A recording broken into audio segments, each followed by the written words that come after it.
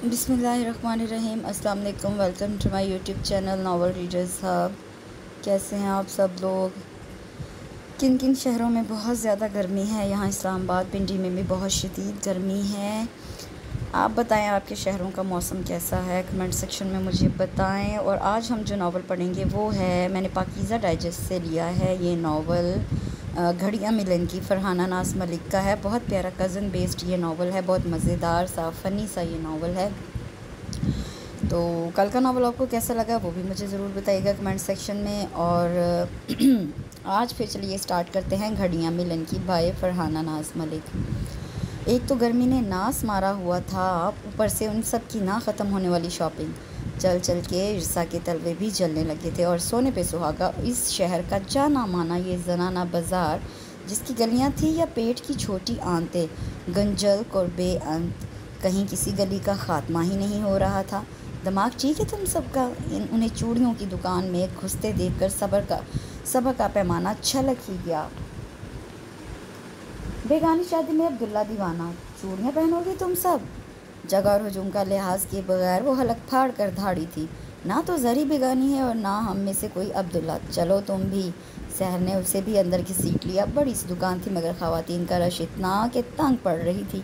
उसका दम घुटने लगा।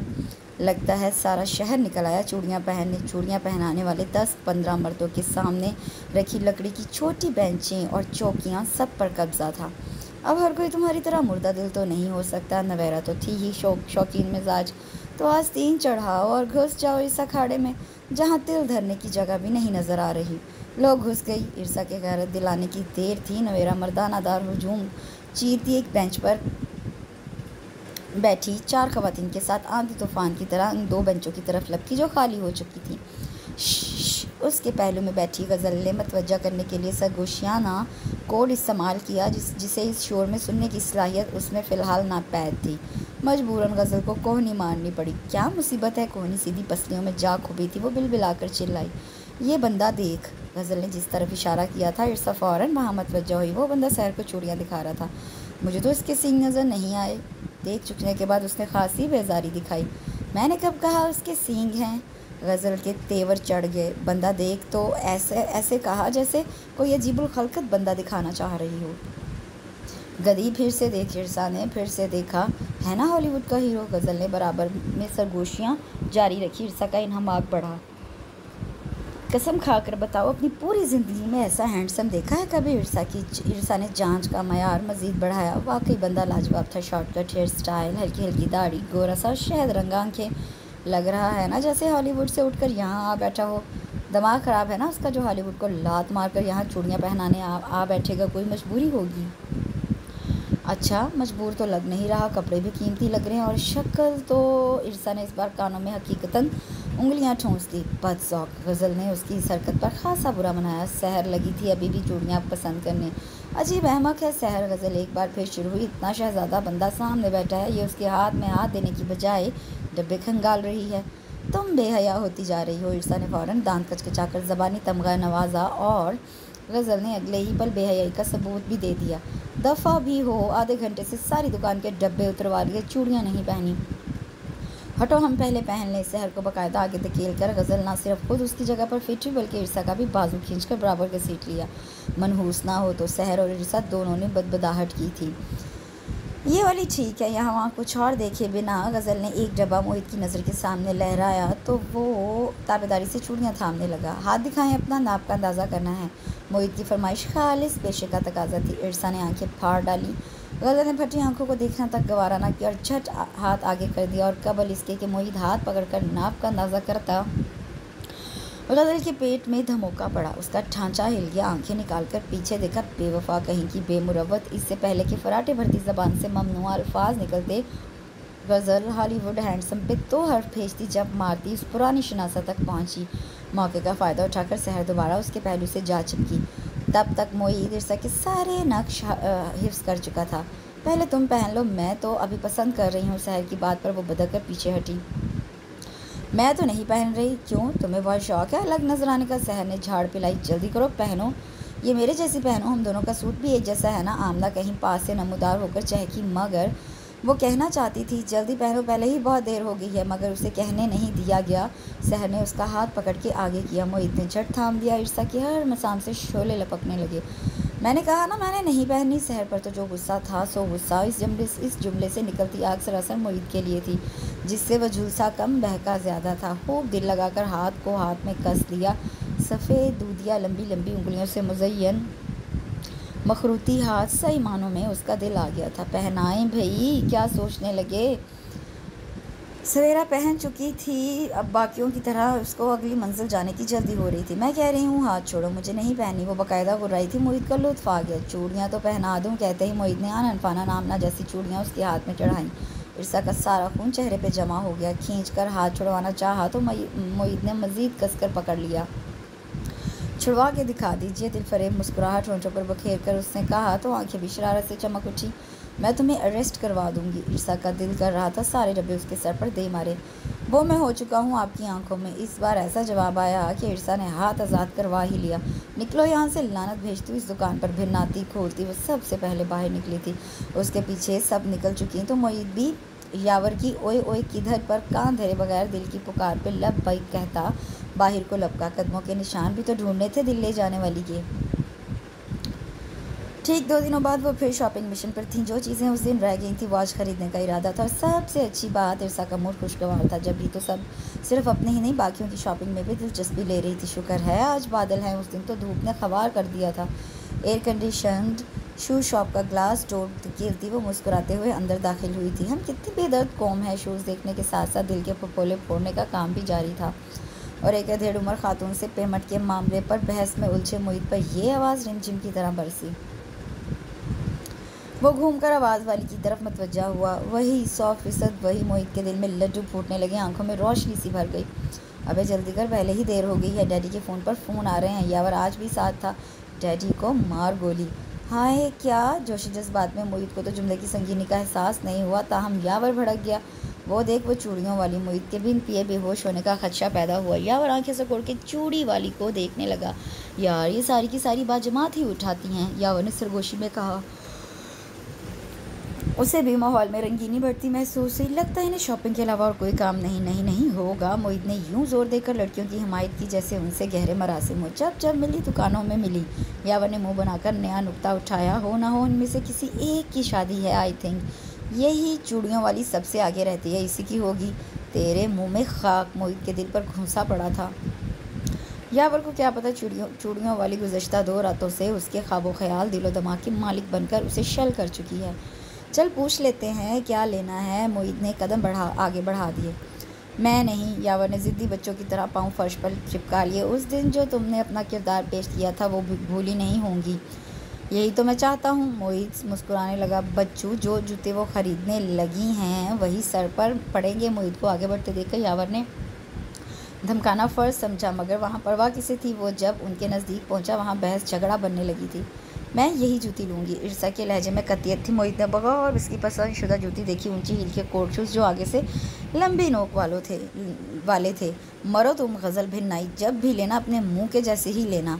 हाँ। ईर्षा मारे सदमे के सकते में चली गई। मोहित ने उसे देखा जो फिर जूती को और गज़ल की इस जुमले पर अजहद मुतासिफ हुआ। ठीक है, ईर्षा का मुँह लंबा था मगर वो बनी बनाई कतरीना कैफ लगती थी, ना कि इस जूती जैसी। तुम्हें क्या है, मैं पहनूंगी, तुम थोड़ी पहनोगी।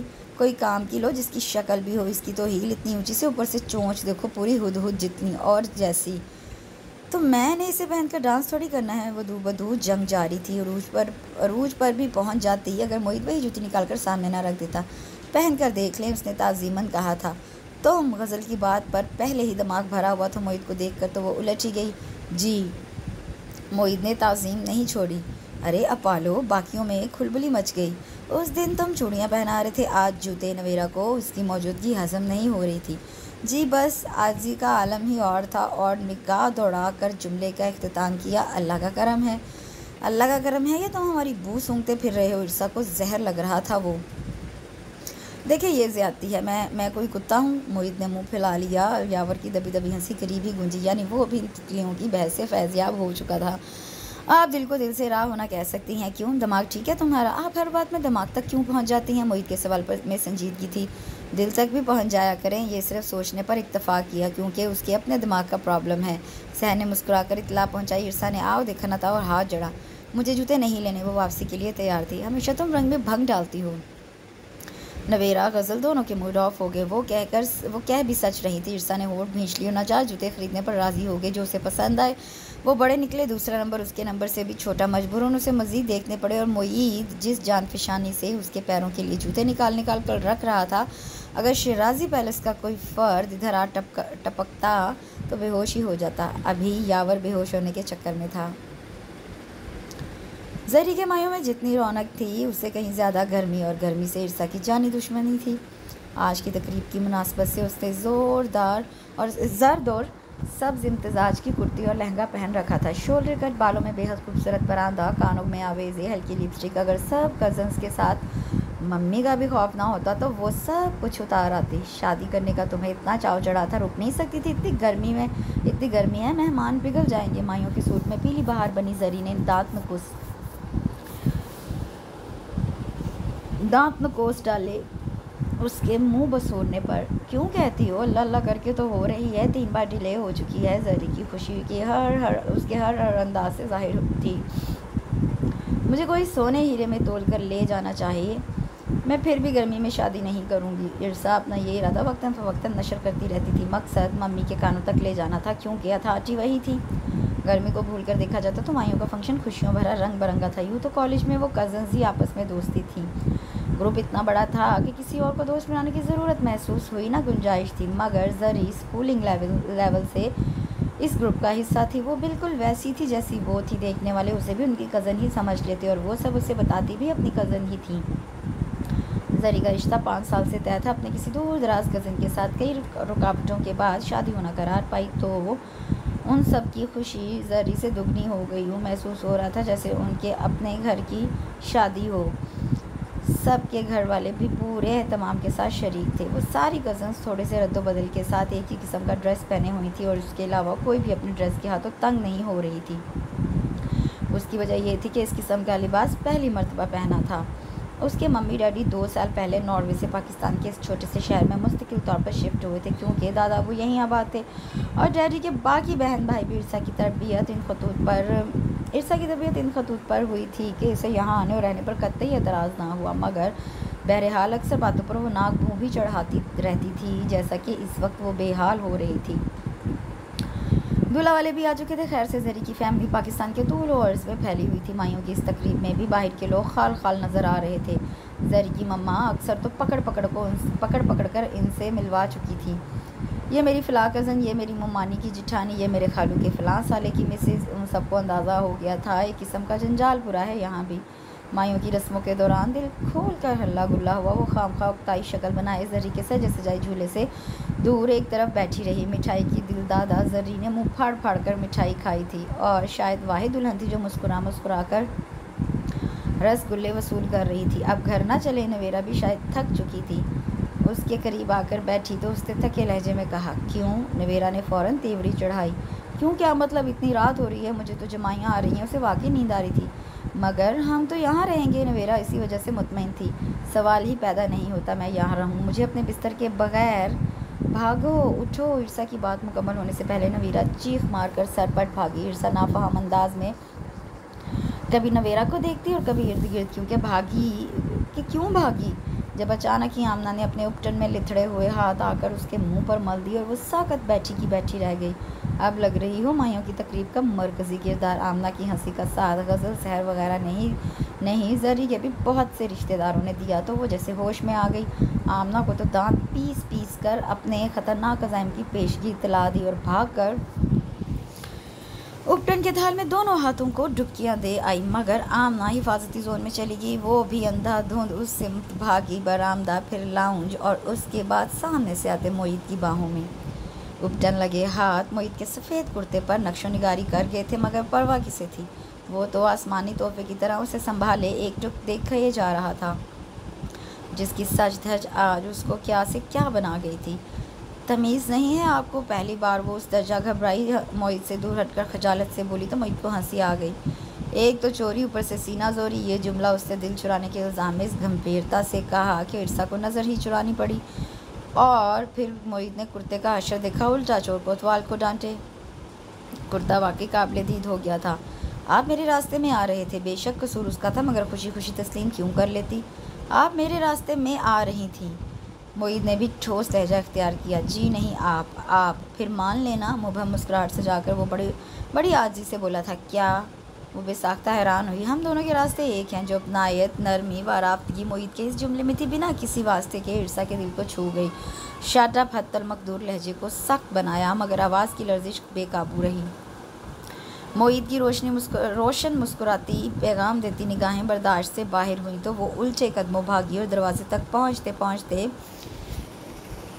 लहंगे में ऐसी अटकी कि वहीं धड़ाम हो गई। मोईद ने पूरी कोशिश की इसे हंसी दबाई। अब कह दीजिए, ये भी मेरा कसूर है। वो अपना पाँव टटोल रही थी। मोईद के जतलाने पर डबडबाई आंखों से उसे देखा तो मोईद की तो दुनिया ही डोल गई। हुसन अश्क बार होकर अंदर बाहर से तहोबाला कर गया।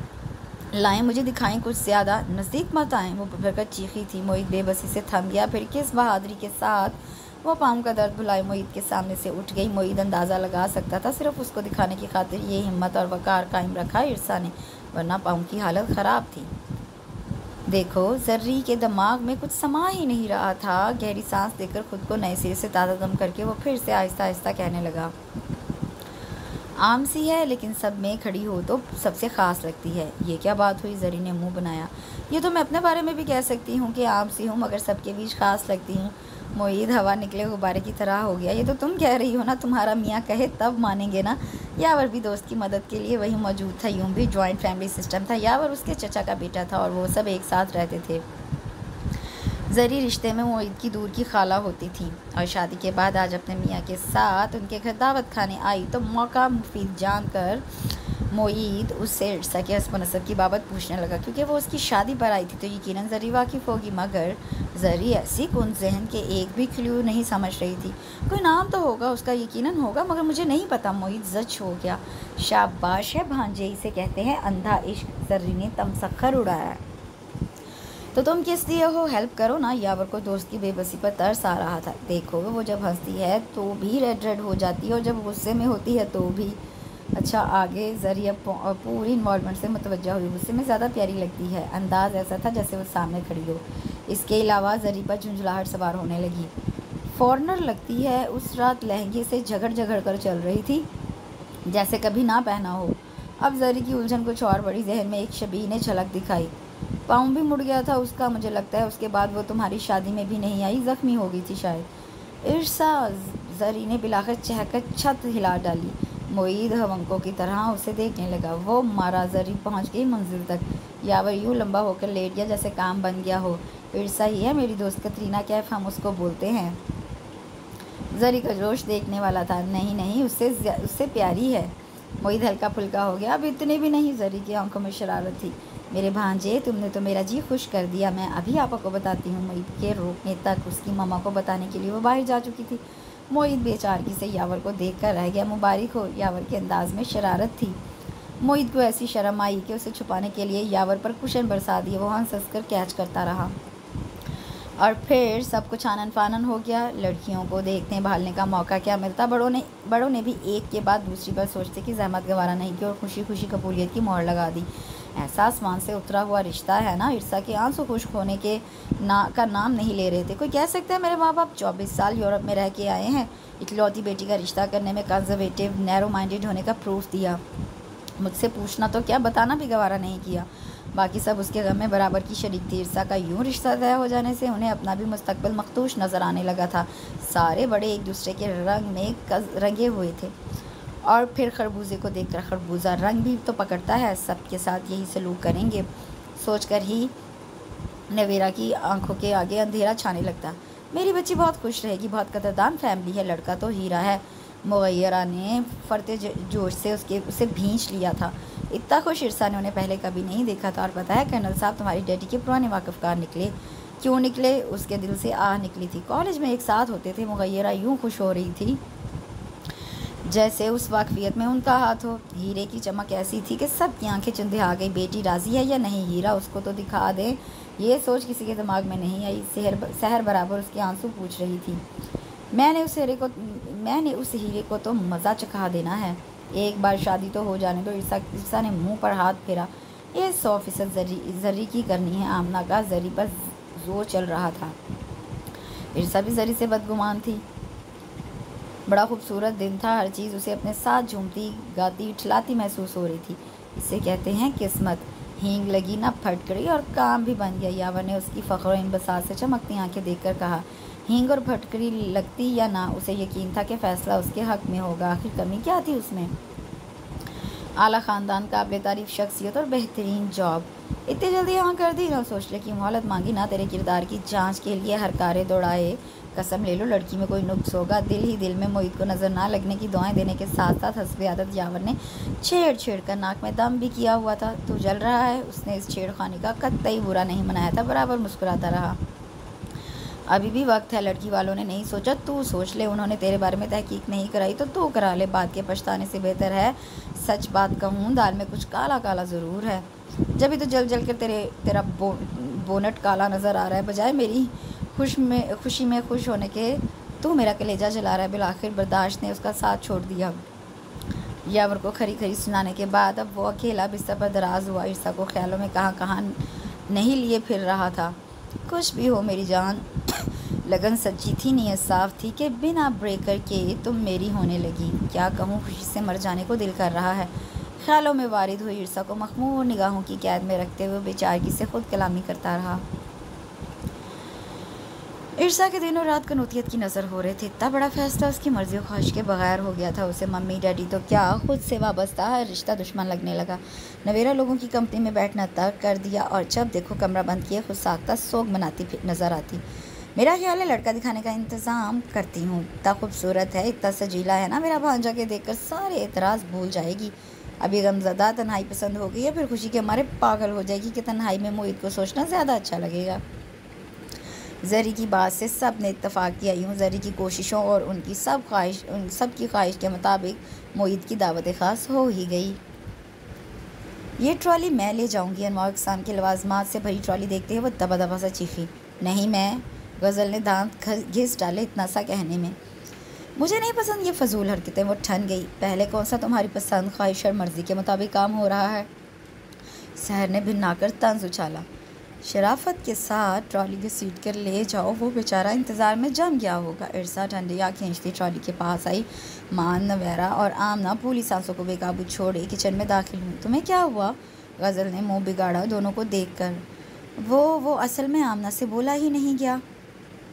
हम देख आए हैं। नवेरा के पूरे 32 दांत बाहर नुमाइश कर रहे थे। इमरान खान को? गज़ल ने मस्खरेपन से कहा। नहीं गधी, वो थोड़ी आए बैठे हैं बर दिखावे के लिए। आमना ने माथा पीटा। फिर ईर्षा का मूड पहले ही ऑफ था। गज़ल और आमना का जोश देखकर मज़ीद ख़राब हो गया। जो आए बैठे हैं उन्हें देख आए हैं। सांसें काबू में आ गई थी ईर्षा को देखकर। आंखें मटकाते हुए आमना का लहजा ज़ोमानी था। क्या मुसीबत है, मैं जा रही हूँ। शदीद इश्ताल ज़दा सी वो ट्रॉली की सीट थी, बाहर चली गई। पीछे वो सब भी क्लांचे मारती लपकी। ड्राइंग रूम में घर की सारी बुजुर्ग ख़वातीन के साथ छोटे चाचा भी मोहित की कंपनी के लिए मौजूद थे। मोहित की भटकती नज़रें दरवाजे को गले लगाकर इंतहाई पसमरदा सी फिर चचा पर पड़ जाती। छोटे चचा को यकीनन सोच समझ कर बिठाया गया था। गुज़श्ता 1 घंटे से सिर्फ वो बोल रहे थे और वो बोल ही रहे थे। बस वो ही बोल रहे थे। मोहित को रह रहकर खुद से हमदर्दी महसूस हो रही थी। यहीं बैठे बैठे उसने मुस्तकबिल में छोटे चचा से बैर बांधने का फ़ैसला कर लिया था। चचा की मशरिक़ से होकर मगरिब तक को छूती लायानी बातें, उनकी बीवी के बुलंद कह के और इस हसीना आलम की आमद में ताख़ीर आया। वो शहज़ादा चार्ल्स बनकर था और अब बिल्कुल काबिल रहम, बेबस और गूंगे दूल्हे की मश्क करने जैसा बैठा हुआ था। मान दरवाजे पर दबी दबी हंसी की गूंज उभरी थी तो वो फिर से होशियार बाश हो बैठा। अगले पल वो सामने थी। मोहित के चेहरे पर मुस्कुराहट थी और उसके माथे पर तीवरी। ये शायद उसकी शनाख्ती अलामत है। माथे के बल देखकर मोहित ने खूब लुत्फ से सोचा था, जबकि उस पर नज़र पड़ते ही पत्थराई खड़ी थी। आओ ईर्षा। इधर से ईर्षा की मम्मी और उधर से मोहित की हमरा आई जरी खड़ी हुई थी। तुम। मगर इरसा के हलक से किसी गरज की तरह बरामद होते उस एक लफ्ज़ ने दोनों को ठिठकने पर मजबूर कर दिया। खुद मोईद भी गड़बड़ा गया था, पैरों के नीचे ज़मीन हिल गई। इरसा, ये मोईद हैं, इन्हीं से तुम्हारा। छोटे चचा जो इंतहाई सलीके से इरसा को मोईद की बाबत बताना चाह रहे थे, आधा जुमला कहकर इरसा की तरफ दौड़े, वो लहराकर फर्श पर गिर गई थी। लाउंज में गंभीर खामोशी थी। डैडी टांग पर टांग रखे इंतहाई सर्दो सफाक नज़रों से उसे घूरते थक नहीं रहे थे। उससे सर झुका रखा था, मगर अंदाज़ा था कि डैडी की नज़रों से शोले भी निकल रहे थे। तभी तो उन्हें देखने की गलती किए बगैर किसी ज़रूरी काम की तरह फर्श के टाइल्स पर अपनी काबिल रहम शक्ल देखता रहा। ना खल्फ, ना लाइक, ना हंजार उलाद। पिछले आधे घंटे से डैडी इन्हीं लफ्ज़ों की मार मार रहे थे। शुक्र है वोकैबुलरी इतनी ही है डैडी की, इससे आगे गालियों का कोटा ख़त्म है उनका। उसने भी खुशी से तीसरी बार शुक्राना पड़ा। मैं पूछता हूँ, ऐसी कौन सी क़यामत आ गई थी कि तुम्हें चूड़ियों की दुकान पर दिहाड़ी लगानी पड़ी, जूतियाँ पहनानी पड़ी? डैडी संजीदा मिजाज थे, आम दिनों में भी वो खौफजदा करते थे। इस वक्त तो उनका गज़बनाक रूप रीढ़ की हड्डी में सनसना रहा था। अरे होगी कोई मजबूरी, आप तो पीछे ही पड़ गए मेरे बच्चे के। बरजीस ने उसकी उतरी शक्ल देखना मुहाल हो रहा था। कितनी बारी तो मैदान में कूदी उसकी बचाव की गर्ज से। तुम्हारे बच्चे ने मेरी नाक कटवा दी है। लड़की ने सिर्फ इस वजह से कबूल किया हुआ रिश्ता इनकार कर दिया कि लड़का चूड़ियाँ बेचता है, शूज़ शॉप पर बैठता है। इखलाक का आधा गम होने में ही नहीं आ रहा था। तो हमें भी ज़रूरत नहीं, मेरे बेटे के लिए एक वही लड़की बाकी नहीं रही थी। बरजीस ने बेपरवाह नजर आना चाहा। अनजाने में मोईद के जज्बात को ठेस पहुंचा बैठी थी। उसने तड़प कर माँ को देखा। अपने शहजादे का कसूर ना मानना, जिसने मुझे दो लोगों के बीच बैठने के लायक नहीं छोड़ा। मैं पूछता हूँ, अच्छी बड़ी नौकरी के होते हुए से क्या पड़ी थी टके टके के काम करने की? डैडी, हलाल काम टके के नहीं होते। चुप। उसकी मनमनाहट अखलाक साहब की धार तले दब गई। वो मजबूरी भी बता दो जिसने तुमसे ये शाहाना काम करवाए। अब के वो तमसखराना पूछ रहे थे, बोलने भी नहीं दे रहे और सवाल पर सवाल भी कर रहे हैं। उसने सोच बेलगाम छोड़ी हुई थी। किस मेहनत से मैंने ये मकाम हासिल किया, बाप दादा का नाम रोशन किया, और ये नाखल्फ मेरा नामो मकाम डबोने के दर पे है। जलील साहब जिस वक्त मुझे कह रहे थे कि उनकी बेटी सख्ती से इनकार कर रही है, तो डूब मरने को दिल कर रहा था मेरा। इखलाक साहब की हर बात का वज़नी माकूल जवाब था उनके पास, लेकिन उस वक्त दिल को ठेस इतनी शदीद नौयत की लगी थी कि चाह कर भी वो बोल नहीं पा रहा था, और उसी उदासी शक्ल पर भी दर्ज थी। तभी तो बजीज़ को उनका डांटना नागवार लग रहा था। बेटी की अफसरदगी बिना बताए उनके दिल तक पहुंच चुकी थी। अब डैडी अपनी क्लास का टाइम ऑफ करते तो वो बेटे की दिलजोई के लिए आगे बढ़ती। इरसा ने एक बेसर पैर की बात को वजह बनाकर उनके इतने काबिल बेटे को रद्द कर दिया। सुनते ही कुदरती तौर पर उन्हें बेहद गुस्सा आया था। बुरा भी लगा, मगर उस वक्त बेटे की बेबसी पर रंजूर हो गई। इरसा को कैसे मनाऊं, सोचे जा रही थी। जा अपनी हसरतों पे आंसू बहा के सो जा। शट अप यावर, जरी ने सख्ती से टोका तो मोहित को छेड़ने की गर्ज से लहक लहक कर गाता यावर मुंह पर उंगली रख के बैठ गया। जरी ने दसदीदा नज़रों से मोहित को देखा। जब से वो आई बैठी थी, वो सोफे पर मुंह पर कुशन रखकर झूंका तू पड़ा था। बचपन में भी जब मोहित को मनपसंद चीज़ नहीं मिलती थी या उसकी दस्तरस से दूर हो जाती थी, तो वो यूं ही अलग थलग होकर बाकायदा रोकर गम मनाया करता था। अभी भी जरी को गुमान गुजरा जैसे वो रो रहा है। मोईद उससे घबरा कर मोहित का कंधा झंझोड़ डाला। रो नहीं रहा हूँ मैं। कुशन के अंदर से उसकी तलखो झुंझुलाई हुई आवाज़ बरामद हुई तो जरी ने बेख्तियार सुकून की सांस ली। बच्चा बहादुर है, यावर की पूरी कोशिश थी। मोईद उसकी किसी बात पर तो हत्ते से उखड़कर कुशन से बाहर आए। जब से वो आया था, मोईद यूं ही मुँह छुपाए पड़ा था। तुम मुझे बता देते, कोई इशारा दे देते कि तुम्हारी और इरसा की मुलाकात इतनी नकम्मी हो चुकी है, तो मैं हालात संभाल लेती। जरी को रह रहकर तासुफ घेर रहा था। इरसा बहुत ज़िद्दी है, अब तो उसे मनाना भी मुश्किल लग रहा है। फिर भी कुछ तो करो। यावर को अंदाज़ा था इरसा इन ज़रा सी मुलाकातों में ही दोस्त का चैन सुकून बन गई थी। तभी तो वो दिल से ख्वाहिशमंद था इरसा मोईद की हो जाए। तो मैं ज़रूरत क्या थी चूड़ियों की दुकान पर बैठने की? उसका सारा एतराज़ इसी बात पर है कि तुम करप्ट माइंडेड हो, लड़कियों के करीब रहने के शौकीन हो, तभी तो ऐसे कारोबार चुने। तौबा तौबा, यावर ने गले पीट डाले। औरतों के हाथ पकड़ने और पैर छूने के शौकीन। जरी ने मनोन इरसा का एतराज़ दोहराया। अस्तग़फिरुल्लाह, ला हौल वला। यावर ने दोनों कान छुए। अल्लाह की बंदी, मोहित ने तो इस हफ्ते मोची के साथ बैठकर जूते भी पॉलिश किए थे। और बरकत हजाम जिस दरख्त के नीचे शीशा कुर्सी रख कर लोगों की हिजामत बनाता है, वहाँ पूरा आधा दिन लगाकर कितनों के सर भी मूंडे थे। अब बताओ, अब क्या कहोगी? जरी की आंखें बाहर को आ गई। तुम जानती हो ना, मोहित महानावार कालम लिखता है। इस बार उसने फीचर लिखना था छोटे छोटे मुख्तलिफ काम करने वालों पर, तो तजर्बे के तौर पर बाकायदा खुद उनका हिस्सा बनकर वहाँ रहा ताकि फीचर में जान डाल सके। ये नहीं कि मुस्तकिल पेशे के तौर पर तजर्बा ले रहा था। जर्री की बाहर को उबली आंखें नॉर्मल होते होते शर्मिंदगी, खफत और आखिरकार तासुब सजा गई। ये तुम पहले से नहीं बता सकते थे? आगे बढ़कर मोहित के चेहरे से कुशन खींच लिया। वो नाराज़ नज़रों से उसे देखे गया। बड़ी हुई शेव, मुरझाई शक्ल और सुर्ख होती आंखें। जरी ने पहली बार इश्क में चोट खाई की हालत मुलाजा की थी। उसकी हंसी उबल पड़ी। अब जाकर चौक पर खड़े हो जाओ, कसम से बिना मांगे बहुत कुछ मिल जाएगा। भिखारी होने का तजर्बा भी हासिल। वो जहरखन नज़रों से जरी को देखता रहा। कल को किसी बेवा, किसी मुतलिका, किसी तवाइफ पर फीचर लिखना हो तो ये तजर्बा भी। शटअप, वो बुरी तरह से ताव खाकर हुर्राया। यावर के इशारा करने पर जरी ने फ़ौरन ज़बान को ब्रेक लगाई और कुछ देर खामोशी रही। अच्छा तुम परेशान मत हो, मैं कुछ करती हूँ। कोई ज़रूरत नहीं है कुछ करने की। जरी की बात काटकर वो तल्खी से बोला, मुझे भीख में इनायत मोहब्बत नहीं चाहिए। जो बेइज्जती हो चुकी है वो काफ़ी है। उसका लहजा सुलगता हुआ था। जरी को इर्सा पर पहले ही बहुत ज़्यादा गुस्सा आया हुआ था। जो घर आई खुशबख्ती को लात मार रही थी, ना कदरेपन का सबूत दे रही थी। जरी की शादी के बाद पहली सालगिरह उसके ससुराल में जी जान से मनाने का एहतमाम हो रहा था। वो सारी कज़न्स बुलाई गई थी इस खदशे के तहत कि कहीं वहाँ मौजूद भी ना हो। इर्सा का जाने का कतई इरादा नहीं बन रहा था, मगर एक उसके इनकार को नवेरा लोग अहमियत नहीं दे रही थी। दूसरे उसके मोहित से रिश्ते से इनकार के बाद जरी उससे काफ़ी खींची सी थी। सो महज जरी को खुश करने की खातिर वो नवेरा लोगों के हमरा जरी के घर आ गई। बिला शक व शुबा जरी को यहाँ हाथ का छाला बनाकर रखा हुआ था। सबको उसकी किस्मत पर रश्क आया। जरी आज भी इर्सा से सख्त रवैये रखे हुई थी। सबसे हंस बोल रही थी। वो बात करती तो संजीदगी से हाँ हूँ करके इधर उधर हो जाती। खाम में उसका दिल भर आने लगा। मोईद और यावर दोनों नहीं आए थे। गज़ल ने इर्सा के सामने ही डाला। पूछने की कसर है वो क्यों नहीं आया। इर्सा की तरफ काटदार नज़रों से देखकर वो तंजिया बोली तो इर्सा ने होंठ भींच डाले। जरी बहुत सफाक लग रही थी इसी लम्हे।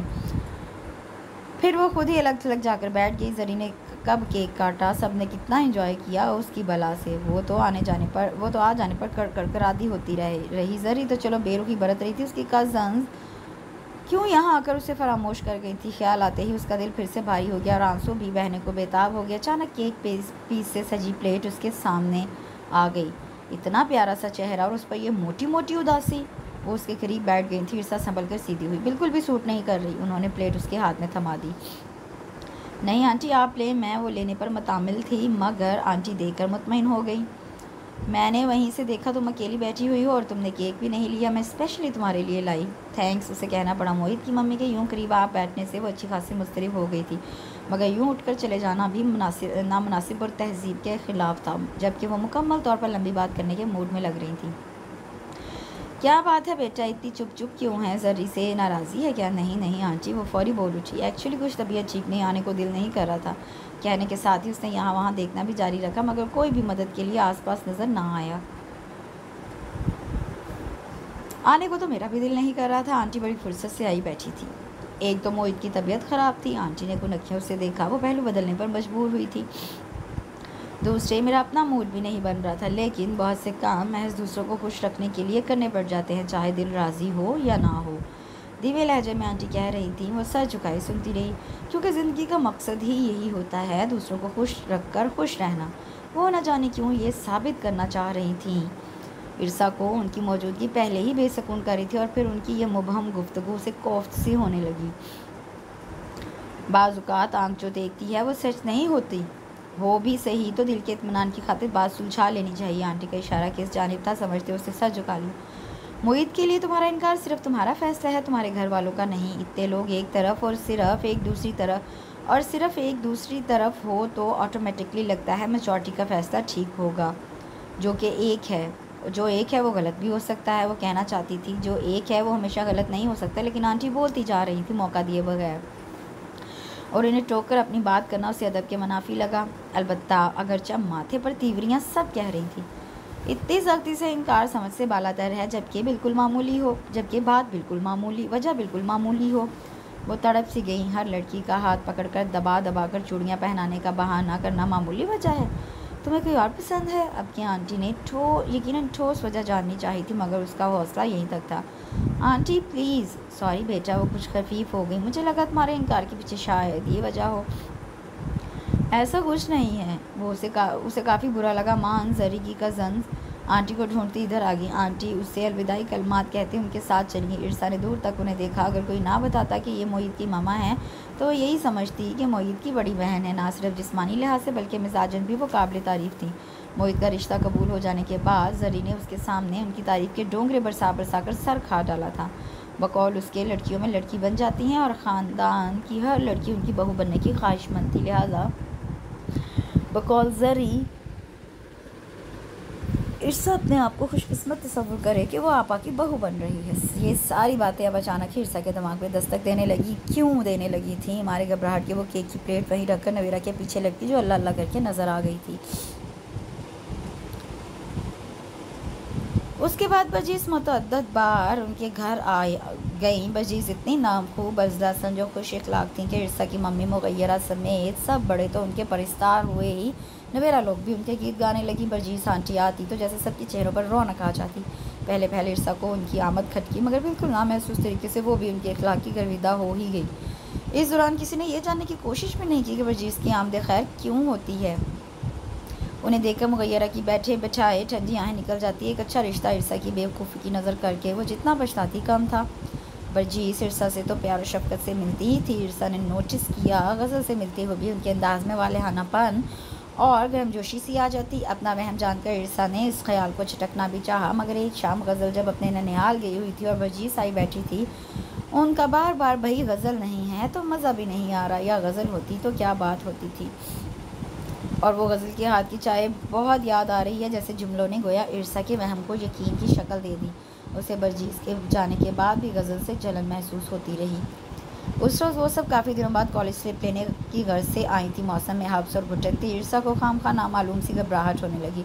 स्लिप लेने के बाद वो सब कॉलेज गेट से जूँ ही बाहर आई, गेट से ज़रा हट के गाड़ी से टेक लगाए खड़े मोईद को देखकर सिर्फ इरसा ही नहीं बाकी सब भी ठिठक गए। मोईद उन्हें देखकर सीधा खड़ा हुआ था। स्याह कुर्ता शलवार में उसकी दराज कामत और गोरी रंगत नुमायाँ हो रही थी। उससे कोई तूफ़ानी इश्क तो क्या, दो बोल मोहब्बत या वादे और अहदे पैमा बंधे ना होने के बावजूद भी इरसा की हथेलियाँ पसीने में नहा गईं। धड़कनें इस रफ्तार से तेज़ हुईं कि इरसा को खदशा लाहक हो गया। पास मौजूद उसकी कज़न्स दिल की इस जरूरत से वाकिफ़ हाल ना हो जाएं। काफ़ी दिनों बाद वो सामने आया था। गज़ल झूठ नहीं कहती थी। ये बंदा आंखों को खीरा करते हुस्न जाज़बियत का मालिक था। वो सीधा उनकी जानिब आ रहा था। इरसा ने नज़रें झुकाकर दिल को झपटना शुरू कर दिया। वो करीब आ गया था। गज़ल, मुझे आपसे बात करनी है। उससे झटके से सर उठाया। उसे मुकम्मल तौर पर नज़रअंदाज किए वो गज़ल से मुखातिब था, वो जो इस तवक्को या खुशफहमी या फिर गलत फहमी में थी कि वो उसकी तरफ कदम बढ़ा रहा है, बुरी तरह से खफत में मुब्तला हुई। नहीं प्लीज़, मुझे आपसे अकेले में बात करनी है। गज़ल उसे भी साथ घसीट रही थी कि मोईद के सर्द और सपाट जुमले ने खुद ब खुद इरसा के कदम जकड़ लिए। दांत पर दांत जमाकर उसने गज़ल के हाथ से अपना हाथ छुड़ाया। गज़ल सब की तरफ घबराहट भरी नज़रें डालती मोईद के हमरा होली जो उसे अपनी गाड़ी के करीब ले गया। उन सब ने अब गौर किया फ्रंट सीट पर यावर भी विराजमान था। ये सारी दोबारा गेट से अंदर चली गई। मोईद ने गज़ल को वो भी अकेले क्यों बुलाया? शहर लोगों की तरह उसे भी पंखे लगे हुए थे, मगर वो ज़बानी नहीं कह रही थी जैसे बाकी सब कह रही थीं। ठीक 20 मिनट बाद गज़ल सामने थी। शामगी मुस्कुराहट, लरसी पलकों, गुलाबी रंगत के ये सब शहद की मक्खियों की तरह उसे चिमट गई।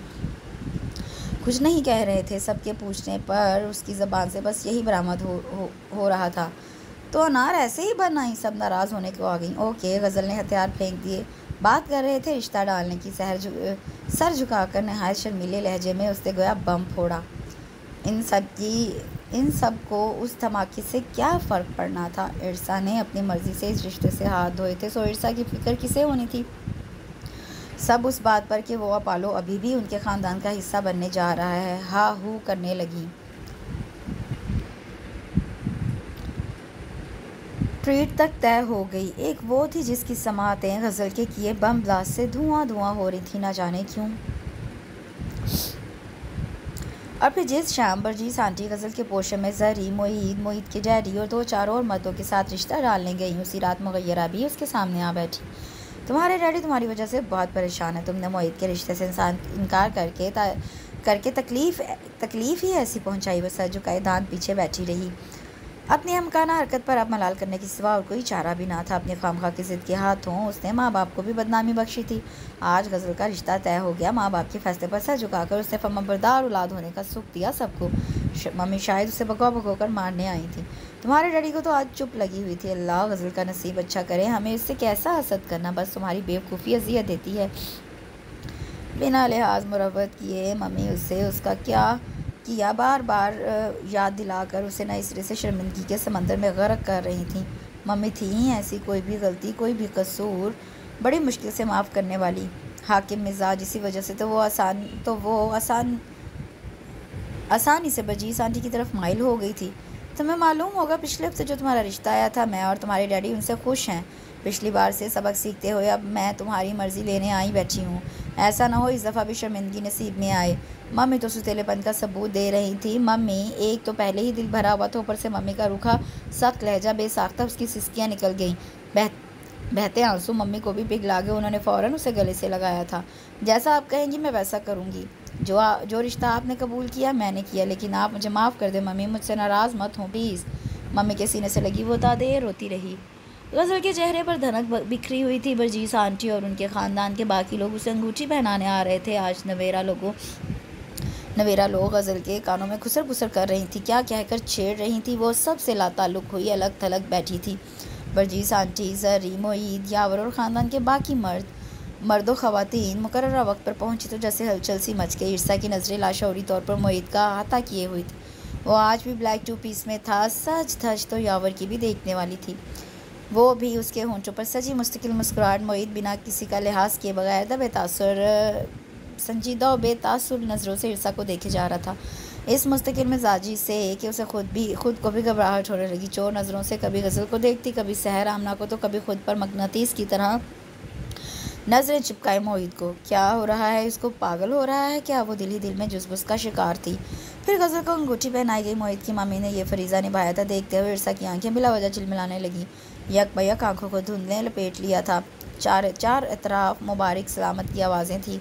हलक में न जाने क्यों आंसुओं का गोला सा अटक गया था। उसे लगा चंद सेकंड और रुक गई तो तमाशा बन जाएगा। महफिल जो कि तू छोड़कर वो गज़ल के पोर्शन से बाहर गैलरी में आ खड़ी हुई और पूरी आज़ादी के साथ आंसू बहाने लगी। दिल पर बोझ था कि बढ़ता ही चला जा रहा था। आप दूसरों की खुशियाँ देखने से कतराती क्यों हैं? दफतन करीब ही मोईद की आवाज़ गूंजी तो वो उछल पड़ी। फ़ौरन से पेशतर आंसू खुश किए थे, मगर देखने वाला देख कर ही यहाँ आया था। जरी की शादी भी आपने मिस कर दी थी और आज का फंक्शन भी। मुबारक हो, न जाने वो और कितने नश्तर चलाता। खुद पर काबू पाते हुए बदिक्कत वो कह पाई। मोईद के चेहरे पर बड़ी दिल फरेब मुस्कुराहट रक्सा हुई। यानी इतने आदाब आते हैं मोहतरमा को। थैंक्स, आपको भी। आफ्टर ऑल आपकी कज़न प्लस दोस्त की मंगनी है। वो तंज कर रहा था। इरसा से वहाँ खड़े रहना दो भर हो गया।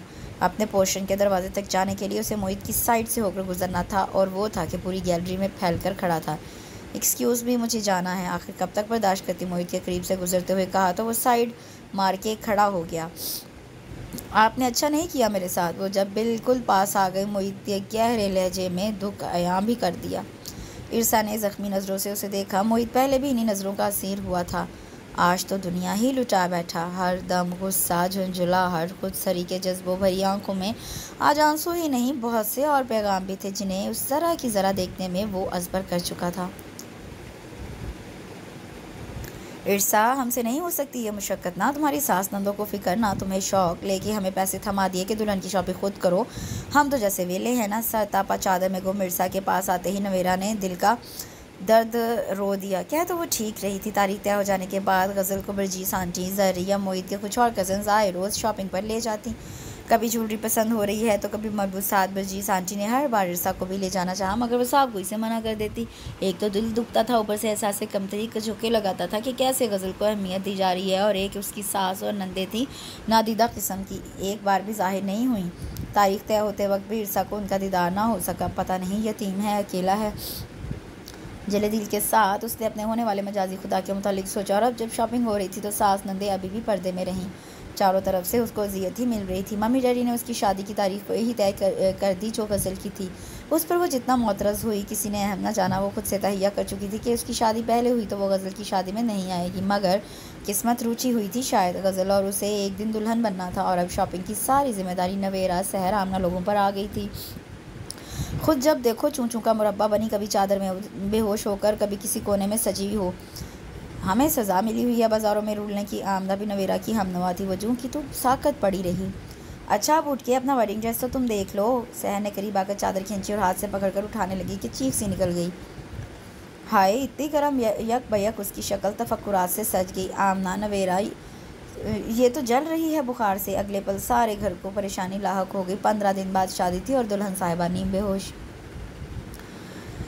2 दूल्हा थे, एक मोईद और दूसरा यावर। दोनों ने शायद ये दांत आज ही मांझे थे। मतवातर मुस्कुराए जा रहे थे। हाल में कदम रखते ही ईर्षा की नज़रें धूलों पर गई थी, जिनके दरमियान में बर्जीस जलवा अफरोज़ थी। यावर के मम्मी के ना होने से जो खला था वो बर्जीस बखूबी पूर कर रही थी। यावर की मम्मी फौत हो चुकी थी। यावर, उसके कदम ज़मीन से चिपक गए। आंखों के सामने से बादल तन गया। ये क्या, दिल की करलाहटें दूर दूर तक गईं।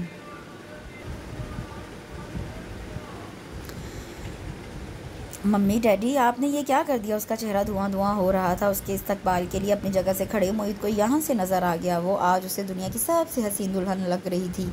वो उसके लिए सच कर आई थी, मगर अनजान थी, और अनजाने में ही वो कुछ गलत होने लगा था। मोहित की छठी हिस्स लाल सिग्नल देने लगी। उसे और गज़ल को दोनों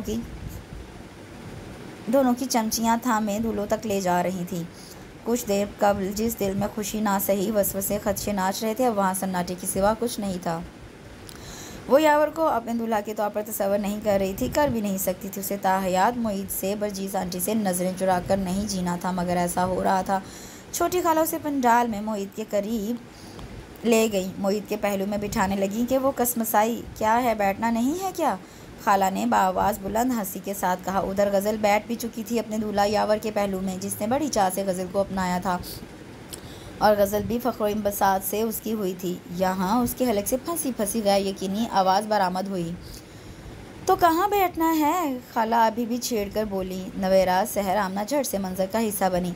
ड्रॉप सीन। हम तो समझ रहे थे निकाहनामे पर साइन करते वक्त तुम हकीकत जान चुकी होगी। लो, इतनी टेंशन में निकाह के मंदरजात क्यों पड़ती? साइन हो गई, ये गनीमत है। नवेरा और सहर इंजॉय कर रही थी, हंस रही थी। उसका दिमाग साएं साएं करने लगा। तभी बर्जीस आंटी चेहरे पर मोहब्बतों की रौनक लिए ईर्षा की मदद को लपकी। बस बहुत हो गया ड्रामा। मेरी बहू को अब जो तंग करेगा बचेगा नहीं। वो धमका रही थी ईर्षा को। उनके सिर्फ होंठ हिलते नजर आए। वो बोली क्या, ख़त्म होती समातों में कुछ ना जा सका। अरे पागल, बैठ भी चुको। मोहित भाई तुम्हारे दूल्हा है, होश उड़ गए क्या? तुम ही मेरी बहू हो, मैं तुम्हें किसी और के घर की रोशनी कैसे बनता देख सकती थी? तुम तो मेरे घर का उजाला हो, मेरे मोहित के ख्वाब की ताबीर। मम्मी, बर्जीस क्या कह रही थी ये? अगर ईर्षा ने अपने गुम होते हवासों के साथ नहीं सुना तो कब का उसे मरकज़ निगाह बनाए मोहित भी इस परेशानी में था कि ईर्षा क्यों मुजस्सिम हुई खड़ी है। ना सुन पाया। तभी तो उसने सरसराती आवाज़ में मम्मी को टोक कर ईर्षा की हालत से आगाह करना चाहा कि वो कटी शाह की तरह झूलती उसके बाजुओं में आ गिरी। ईर्षा, ईर्षा, एक साथ कई आवाज़ें। शादी हॉल की छत लर्जा गई। ना जाने रात का कौन सा पहर था जब उसकी आंख खुली, नज़र सीधा ऊपर गई। सजी सजाई छत, खुद पर लटकते गुलाबों के फूलों की लड़ियाँ उसे उलझन सी होने लगी। हल्का सा रुख फेर कर देखा। अनजान जगह, अजनबी बेड और उसका पूर सजा वजूद। कैसी हो? कुर्सी से उठकर मोईद उसके पास आ बैठा तो जैसे शोर की सारी खिड़कियाँ खुल गईं। एक एक करके सारे मंजर हर खिड़की से झांक रहे थे। मोहित का इतना करीब बैठना, उसके मलबूस से उठती सहरंगेज़ खुशबू, अपने लिए उसका यूं बेकरार होना, बजाय खुश या मुतमिन होने के गुस्से की एक शदीद तरीन लहर उसके दिमाग तक गई। लेटी रहो, आराम से उठना नहीं है तुमने। लेटी रहो, आराम से उठना नहीं है तुमने। उसे उठने पर आमादा देखकर मोहित ने परेशानी से कहा, मगर वो नज़रअंदाज करती उठ बैठी। आनन फानन दिमाग तप गया। तबीयत कैसी है? ठीक फील कर रही हो? दिल तो चाहा 3-4 थप्पड़ एक साथ मोहित के मुंह पे चढ़ते। सबके साथ मिलकर वो उसे बेवकूफ़ बनाता रहा। ये सोच जवार भाटे उठा रही थी ईर्षा। वो चुप ही रही तो मोहित ने उसका मेहंदी लगा हाथ थाम कर हौले से दबाया। खबरदार, करंट खाते हुए उसने हाथ छुड़ाया। मुझे हाथ लगाने की जुर्रत भी की तो। इतना गुस्सा आ रहा था कि जुमला भी पूरा नहीं हो सका। मोहित पहले तो समझ ही नहीं सका। हैरान परेशान उसका शेरनी बनकर बिफरना देखता रहा। फिर जब समझ में आ गया कि वो शदीद नाराज़गी की वजह से मुश्किल है तो जैसे सारी उलझनें सुलझ गईं। अच्छा, अब वो मुतमईन था। तो क्या कर लोगी तुम? कितने दिनों से उसके इसी रूप को तो मिस कर रहा था। पंजे झाड़ती, काट खाने को लपकती ही तो पसंद आई थी उसे। मैं खुद को नुकसान पहुंचा दूंगी। उसने दाएं बाएं ऐसे देखा जैसे हथियार भी ढूंढ रही हो। मोहित ने बड़े जज़ब से उसका रूप निगाहों से खुद में उतारा। वो बेहोश इर्सा को वेडिंग हॉल से घर लाया था। डॉक्टर घर पर उसको चेक करने के लिए एक कज़न की सूरत में मौजूद था। उसका लहंगा, जेवर सब जूं के तूं मौजूद थे। थोड़ा सा करीब होकर उससे मेहंदी लगे नाम मुलायम हाथों को अपने हाथों में कैद कर लिया। मेरे होते हुए ये मुमकिन नहीं। इर्सा की समातों में ये गंभीर सरगोशी पड़ी तो जैसे मज़ाहमत के सारे रास्ते मसदूद हो गए। मुझे तुमसे शादी ही नहीं करनी थी। वो रोना नहीं चाहती थी मगर आंसू बाहर निकलने को बेताब। अब क्या हो सकता है, अब तो हो गई। वो बच्चों की तरह पुचकार कर बोला। रोकते रोकते भी इर्सा के आंसू बह निकले। अरे अरे, हाथ छोड़कर चेहरा थाम दिया। तुम मुझे बता नहीं सकते थे? पता भी था मैं इतना परेशान हो रही हूँ। मुझे अपनी गलती का एहसास हो गया था। ज़रूरी था एहसास हो जाने के बाद भी मुझे सज़ा दी जाती। मैं माफ़ नहीं करूँगी तुम्हें, देख लेना। वो रोती शिकवे करती ऐसी लगी जैसे बरसों से उसकी अपनी हो। चेहरा छोड़कर उसने उसके नाजुक वजूद को अपने चौड़े सीने में छुपा लिया। कसम ले लो, 1% भी तैयार नहीं था। तुम्हारी कज़न्स के स्टार पर ऐसा करना पड़ा। दूसरे लफ्ज़ों में तुम सब मुझे सबक सिखाना चाह रहे थे? वो घुर्राई। बाखुदा हरगिज़ नहीं। मोहित को दहलना पड़ गया। हालांकि बिफर कर उससे अलग होकर वो मज़ीद शोला बयां हुई। तुमसे पूछगिछ होनी चाहिए थी। क्यों तुम हंस कर चूड़ियाँ पहनाने के बहाने लड़कियों के हाथ पकड़ रहे थे? तुम मुजरिम थे। उससे कोई उम्मीद नहीं थी कि वो अभी कोई दफ़ा लगा देती। हंस कर वो हकीकतन बौखलाया और तो और हसीनों के पाँव छुए और तो और कितनियों के पाँव छुए। वो अब फुल फॉर्म में थी। मोहित बेचारी सी शक्ल के साथ उसके हमले सहने के लिए तैयार होने लगा। नाई बन जाते, मोची का काम तजुर्बाती सीखते, होटल के छोटे बनते, मगर हाँ तो ये सब भी बना ना। वो भी ताबड़तोड़ बोला। क्या? हमारे सदमे की इर्सा की चीख निकल गई। तुम बस चुप। वो रोंखी सी आगे ना जाने क्या कहती कि मोहित ने ज़ोर से कहकर उसके होंठों पर उंगली रखी। फिर वो दोनों हाथों को प्यार से सहला कर नम लहजे की फवार बरसाने लगा। मैं हमेशा कहता था शादी करूँगा तो उससे जिसके हाथ पर बहुत खूबसूरत हों। चूड़ियाँ ना पहनाता, जूतियों की दुकान पर ना बैठता तो मुझे खूबसूरत हाथों पैरों वाली मिलती कैसे? उसने इर्सा की चूड़ियाँ खंगाल डाली। इर्सा की तरारी फिर से दम तोड़ गई। चूड़ियों की खनक ने सिर्फ उन्हें ही नहीं पूरी फिज़ा को मेस्मराइज कर दिया था। रात सहरज़दा सी पलकें झपकती रही। इर्सा को शिकवे भूलते चले गए। मोहब्बत जादू असर साबित हुई थी। इसके साथ ही यहाँ ये खूबसूरत सा कज़न बेस्ड नावल अपने इख्तिताम को पहुँचा। कमेंट सेक्शन में मुझे ज़रूर बताइएगा कि आपको ये नावल कैसा लगा। कल तक के लिए इजाज़त दीजिए। अपनी दुआ में याद रखिए। अल्लाह हाफ़िज़।